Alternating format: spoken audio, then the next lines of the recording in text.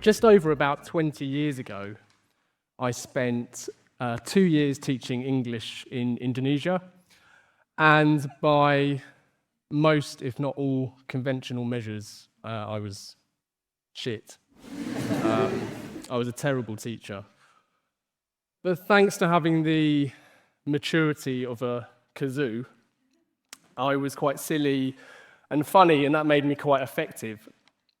In one of my first Trailblazer classes, Trailblazers were kids aged between about 8 and 12 years old. I was meant to teach preposition of place, which is how you describe where an object is relative to another. But I completely forgot how I'd been trained to teach preposition of place, so I improvised in my panic a game of where is the teacher? So Mr. Giles was next to the door, Mr. Giles was on the chair, Mr. Giles was under the desk. Mr. Giles was clearly having a panic attack. But the children not only laughed, they remembered. The great late US comedian Lenny Bruce once said, "When you make people laugh first, their defenses drop. Suddenly they're hearing things they would normally reject. It's like sneaking medicine onto pizza. When you make people laugh first, their defenses drop." Excuse me, Mr. Giles is behind the lectern. Now, Lenny's quote should sound uncontroversial, but you walk into most marketing meeting rooms and you'd think the opposite was true. B2B marketers in particular have almost created this entire belief system where the opposite is true. In both consumer marketing and simple psychology, we seem to ignore what we know. And somewhere along the line, businesses decided seriousness and credibility were the same thing, but they're not. Credibility is earned.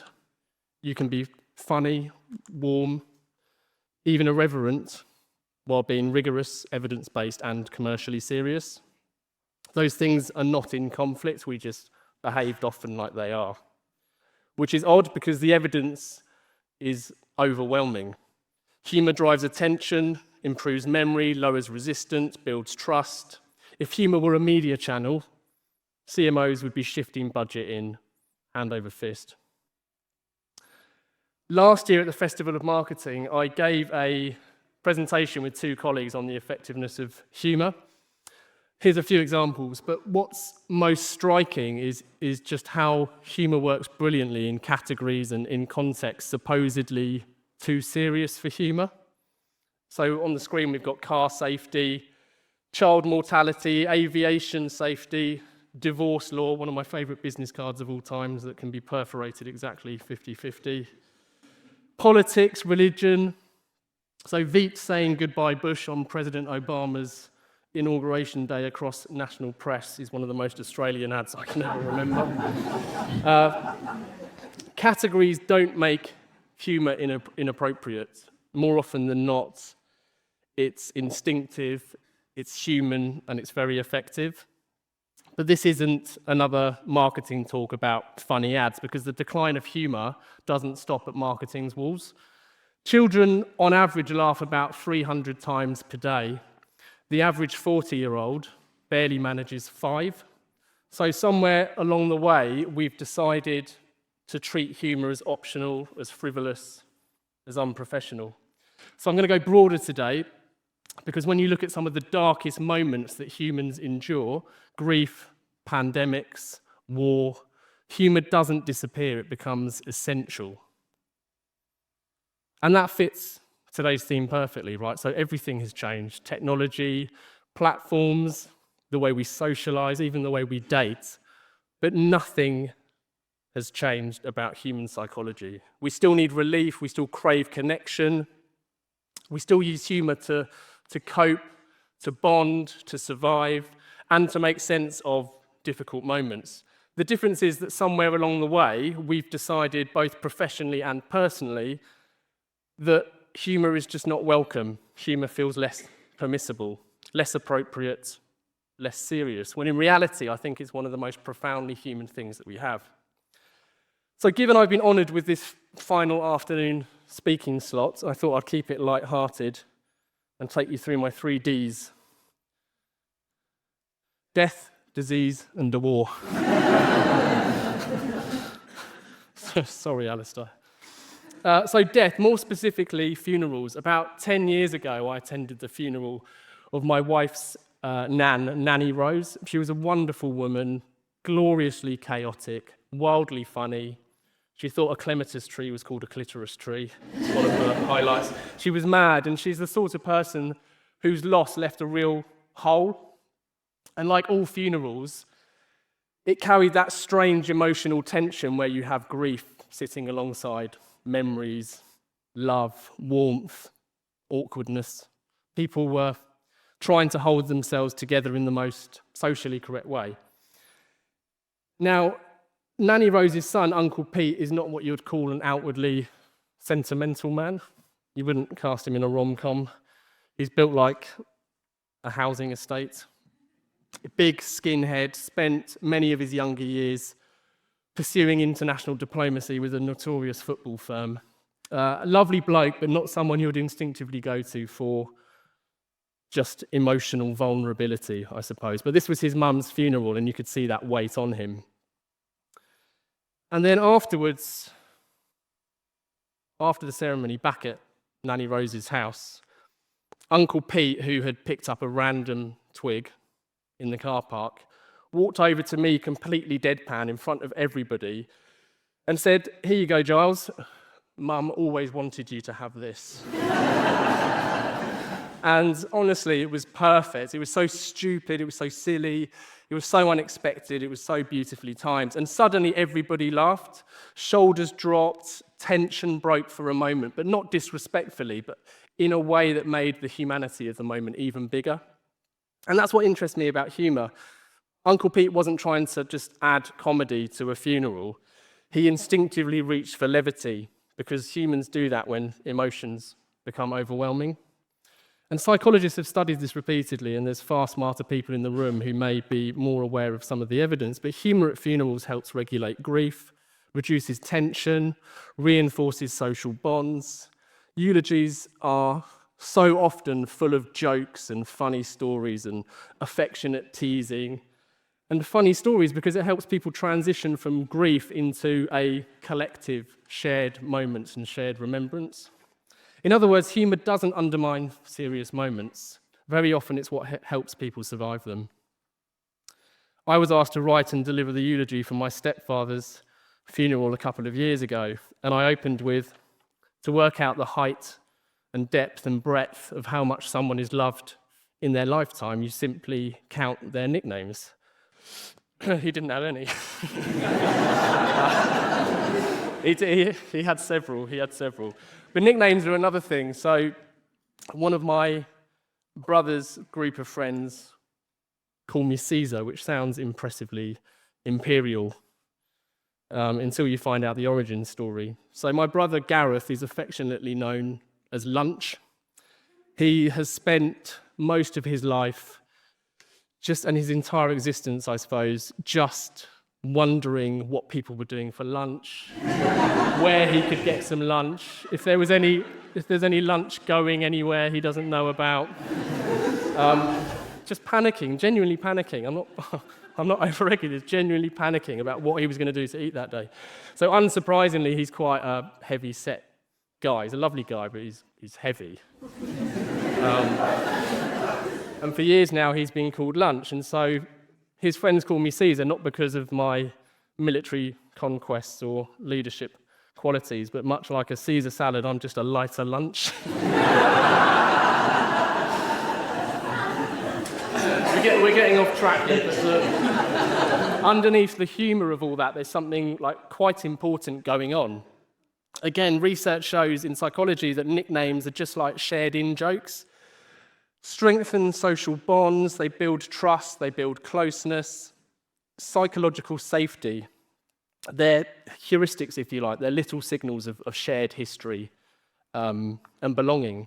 And particularly in male friendships, humour often replaces a makes it a kind of socially acceptable way of expressing affection without that hideous job of expressing affection.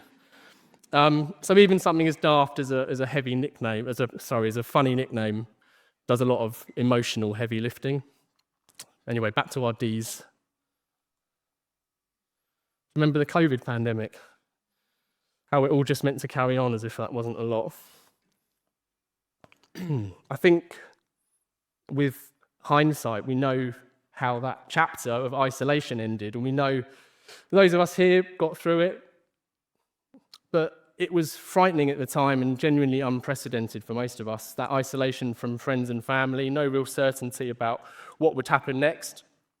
And right at the beginning of that first lockdown, we founded something called Isolate TED Talks. The original idea was very simple. I'm sure you've worked it out already. It was TED Talks from home. If people were trapped physically, perhaps we could still create some sense of connection psychologically. So we asked people from business, advertising, entertainment, science and culture to donate talks, ideas and performances from isolation for people in isolation. And what's fascinating looking back now is not just how generous people were, because they really were generous, but within weeks we had talks on behavioural science, we had silent films, we had the head elf from BBC's QI gave us a talk about monsters, an ab-fab tribute group, glove puppets, GIF montages, you name it. We even had an 8-year-old girl who was so inspired by her aunt donating a video. She recorded this beautiful video encouraging everyone on the internet to just ring her mum, and sharing her mum's number several times, which we obviously had to bleep out. But apparently her mum just makes things better, so that was great.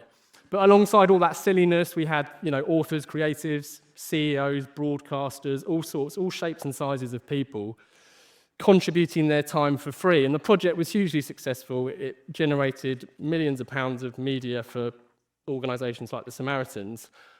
But the thing that's really interesting, and particularly interesting today, is just when you look back, what you really see is people instinctively using absurdity, humour, playfulness to create a connection at a time where isolation, fear could have easily just dominated absolutely everything. And I don't think it's because people didn't understand the seriousness of what was happening. It's because they absolutely did. Humour became reassurance, it became solidarity, it became proof that other people were there, still human. I think that matters because when humans go through difficult periods, we don't just reach for information, we reach for each other. And very often, humour is the mechanism that just gets us there. I'm going to show you a very short montage of about a dozen of the talks we had, just because it really punctuates the point and gives you a taste of what we enjoyed. Here we are then. 1 year later. 365 days. On screens. Indoors. Locked down. Hello and welcome to my Isolated talk. I'm Amy Charlotte Key. Hi, I'm Tom Goodwin. Oh, hi. Hi, my name's Jerry Dakin. Hi, my name's Rob Campbell. My name is Mark Bukowski. My name's Mark Pollard. Hello, darlings. Hello, my name is Gavin Strange. I'm Paul Miller. I'm Sue Uniman. Hi, my name is Shekhar. Hello, I'm Andy. Hi everyone, I'm Rachel. And I'm Shan. My name is Colin Nose. Hello. Hello, I'm Jason Fox, and welcome to another Isolated Talk. In this little talk, I want to talk about behavioural science, and I also want to talk about monsters. If Corona has taught us anything, it's that we need the real you, and you. The ocean's the world, but there's so many waves, you can't get over them. But no, you're stronger than this situation. Because what you really need is to keep up friendships rather than keep up appearances. Because we all stood up as one, we all clapped, we all danced. I wanted to share a message that matters. You've all kept me company, and as I think about lockdown, I think about isolation, I can't help but think that the generosity of the human spirit is alive and well. because we've had this extraordinary sociological experiment imposed on us. If we learn nothing from it, what an extraordinary waste.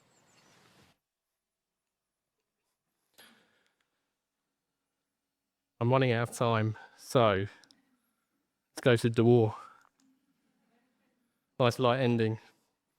You may have heard this story. So there's a fascinating story about the Germans building a fake airfield. The Allies discovered the Germans were building this fake airfield. It was a full decoy operation, complete with wooden planes, wooden hangars, entirely fabricated infrastructure, with the purpose of tricking Allied pilots into wasting valuable ammunition and bombs on a target that didn't matter. So after discovering this wooden airfield, the Allies decided to drop one wooden bomb, which is just magnificent. And I think if you think about the context for a second, Europe is on fire. Tens of millions of people dead, resources stretched beyond imagination, every decision carrying just enormous consequence. And yet somebody somewhere looked at a fake wooden airfield and thought, this needs a punchline. Not despite the pressure, but because of it. And that's the bit I think is really fascinating. Humour is not what disappears when things become serious. Humour is what humans reach for when things become unbearable.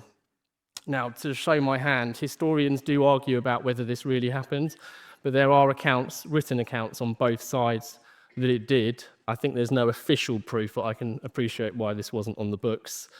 And as your earlier speaker today, Rich Huntington, once said, never let the truth get in the way of an interesting story. But I've chosen to believe it because I need it to be true. And there's dozens of other examples throughout wartime. So British troops would regularly name terrible military equipment with affectionate sarcasm. RAF crews would paint cartoons and jokes on bombers to go on missions that they might not have returned from. And prisoners of war even created comedy sketches to survive and endure. Humour wasn't evidence they didn't understand the gravity of the situation. It was evidence that they did. Because humour gives people a sense of control when they have none. It creates solidarity, relief, defiance, a way of looking directly at fear without letting fear dominate the room. I'm doing it now. You lot are terrifying. And yet somehow in modern business life, Sam from procurement worries a joke on LinkedIn might undermine his professional credibility. So maybe the problem isn't that humour appears in inappropriate places. Maybe the problem is how many places we've wrongly decided humour no longer belongs. And maybe we can do something about it. Thank you. It's me done.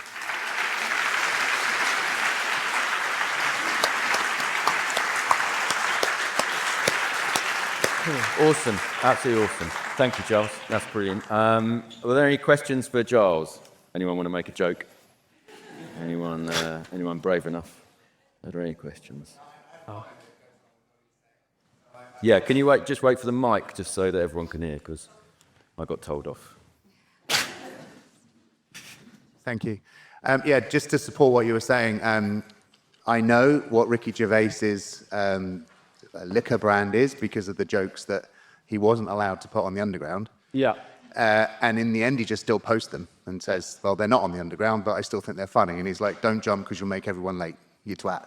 You know, or if you don't like dogs, you know, don't eat much. So I fully agree with you. And there's too many places where humour just can't be seen when it should. Yeah, totally agree. Yeah. I mean, I think Ricky's one who will easily find the line and cross it quite willingly, but I think there's certainly times where it should be more welcome. Yeah, sure. Sorry, put your hand up, where? Oh, go for it, yeah. Couldn't help myself. Nothing from me.